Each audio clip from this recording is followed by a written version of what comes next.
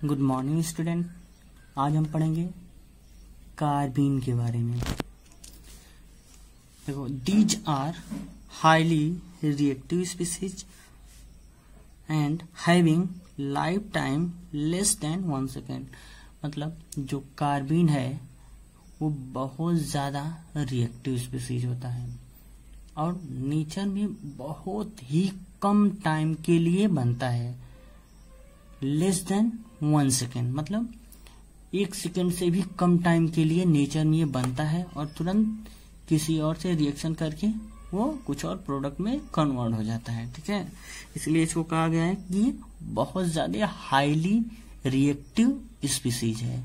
मतलब जैसे ही नेचर में बनेगा विद इन 1 सेकेंड के अंतर्गत किसी और से रिएक्शन करके फाइनली प्रोडक्ट का फॉर्मेशन कर देता है। ठीक है, इसका डिफिनीशन है carbenes are neutral species having carbon atom with 2 bond and 2 electrons. मतलब जो कार्बन होता है न्यूट्रल स्पीसीज होता है, उसमें जो कार्बन एटम होता है वो 2 बॉन्ड से जुड़ा होता है और उसमें 2 इलेक्ट्रॉन्स होते हैं। ठीक है, जैसे यहाँ पर एग्जांपल दिया गया है मिथाइलिन के बारे में। ठीक है, यह है उसका फार्मूला CH2 और एक लोन पेयर। ठीक है, लोन पेयर मतलब 2 इलेक्ट्रॉन्स। ठीक है, तो इसमें देखो स्ट्रक्चर इसका हम बनाएंगे तो ऐसे बनेगा।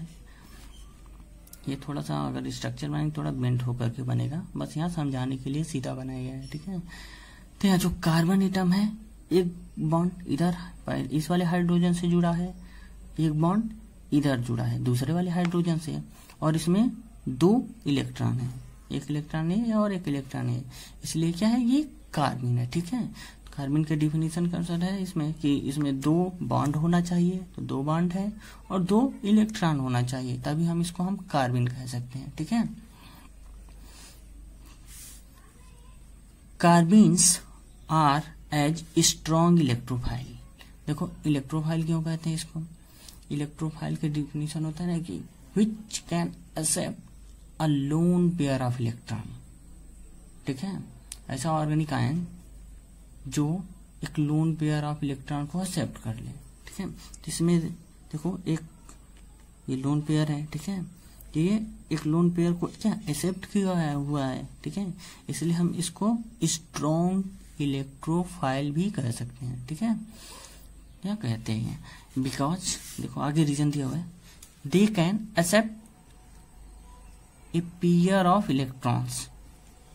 मतलब इसलिए इसको स्ट्रॉन्ग इलेक्ट्रोफाइल क्यों कहते हैं? क्योंकि ये एक्सेप्ट करता है ए पेयर ऑफ इलेक्ट्रॉन्स, एक पेयर ऑफ इलेक्ट्रॉन को क्या एक्सेप्ट करता है to complete their outer shell. अपने आउटर सेल को कंप्लीट करने के लिए लोन पेयर ऑफ इलेक्ट्रॉन को क्या एक्सेप्ट करता है। अब पढ़ेंगे इसके आगे जनरेशन के बारे में। जनरेशन ऑफ कार्बन, इसमें पहला है by reaction of chloroform in the presence of strong alkali. मतलब जब हम क्लोरोफॉर्म का रिएक्शन स्ट्रॉन्ग एल्कली से करते हैं तब कार्बीन का फॉर्मेशन होता है। जैसे यहाँ पर देखो यह है क्लोरोफॉर्म CHCl3 क्लोरोफॉर्म और यह है स्ट्रॉन्ग एल्कली। ठीक है, जब हम इससे रिएक्शन कराएंगे तो इसका जो हाइड्रोजन है यहाँ से अपना इलेक्ट्रॉन दे करके यहाँ पे हाइड्रोजन निकल करके इस RO माइनस ग्रुप से आकर के जुड़ जाता है और बना लेता है हमारा ROH, और यह है स्ट्रॉन्ग एल्कली।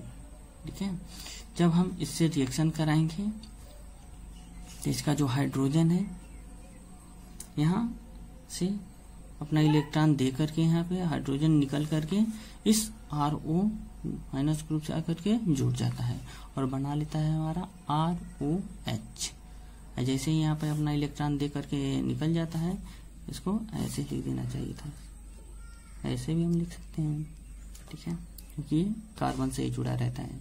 यहाँ 3 ना करके ऊपर Cl भी कर सकते हैं, ठीक है। तो यहाँ पर जैसे ये अपना इलेक्ट्रॉन इधर दे करके निकल जाएगा और यहाँ ROH का फॉर्मेशन हो जाता है इससे जुड़ करके, और इस पे जैसे इधर इलेक्ट्रॉन देगा तो इस पे क्या आएगा, इस पे माइनस चार्ज आ जाएगा, ठीक है, माइनस। या इसको देखो समझने के लिए बस समझने के लिए इस पे देखो डायरेक्ट हम यहाँ इलेक्ट्रॉन भी दिखा दिया गया है, ठीक है। तो यहाँ ये चीज बन जाएगा Cl3 CCl3, ठीक है। फिर यही CCl3 आगे फिर रिएक्शन आगे बढ़ता है, फिर इससे बनता है Cl2C और एक लोन पेयर में ये चीज कन्वर्ट हो जाता है और इसमें से एक Cl माइनस बाहर निकल जाता है, ठीक है। और यही हमारा बन जाता है यहाँ पर कार्बिन, क्योंकि कार्बिन में होता है ना कि एक लोन पेयर ऑफ इलेक्ट्रॉन, या फिर ऐसे कह सकते हैं 2 इलेक्ट्रॉन और 2 बॉन्ड। तो यहाँ ये क्या है, एक कार्बन है ऐसे और इससे 2 क्लोरीन ऐसे जुड़ा हुआ है और एक यहाँ 2 इलेक्ट्रॉन, ठीक है। दूसरा इसका जनरेशन का प्रोसेस है by decomposition of diazomethane in the presence of ultraviolet light. मतलब डाईएजोमीथेन को जब हम अल्ट्रावायलेट लाइट के प्रेजेंस में रिएक्शन कराते हैं तो ये कन्वर्ट हो जाता है क्या, कार्बिन में। या फिर केटीन का जब हम अल्ट्रावायलेट के प्रेजेंस में जब इसको रिएक्ट करते हैं तो भी ये कार्बिन बनाता है, ठीक है। तो यहाँ से देखो इसमें भी ये बॉन्ड यहाँ से टूट जाता है, इधर की तरफ इलेक्ट्रॉन चला जाता है दोनों, यहाँ दोनों इलेक्ट्रॉन हो जाता है और 2 बॉन्ड बना लेता है और यहाँ N2 गैस बना लेता है।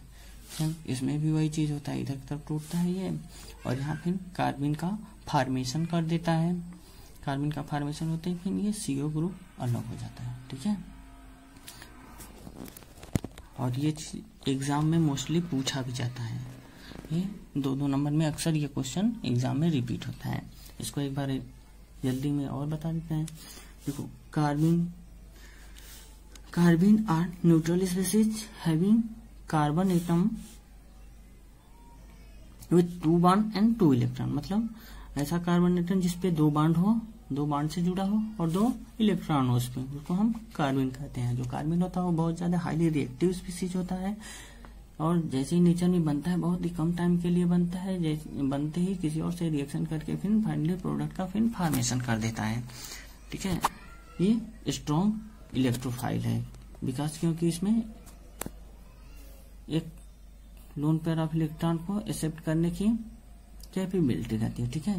इसके बाद इसका अगर जनरेशन के बारे में, जनरेशन में जैसे हम क्लोरोफॉर्म का रिएक्शन स्ट्रॉन्ग एल्कली से करते हैं, ROH और CCl3 और एक लोन पेयर में से कन्वर्ट हो जाता है, फिर ये चेंज होकर के फिर कार्बिन बना लेता है, ठीक है। दूसरे प्रोसीजर में बाय डिकम्पोजिशन ऑफ डाईएजोमीथेन और ketene in the presence of ultraviolet के प्रेजेंस में, लाइट में जैसे इसका रिएक्शन कराते हैं तो ये डाईएजोमीथेन अल्ट्रावायलेट के लाइट के प्रेजेंस में जैसे रिएक्ट करता है तो कार्बिन का फॉर्मेशन कर देता है, या फिर केटीन भी जैसे अल्ट्रावायलेट रेडिएशन के प्रेजेंस में रिएक्शन करता है तभी भी कार्बिन का फॉर्मेशन कर देता है, ठीक है।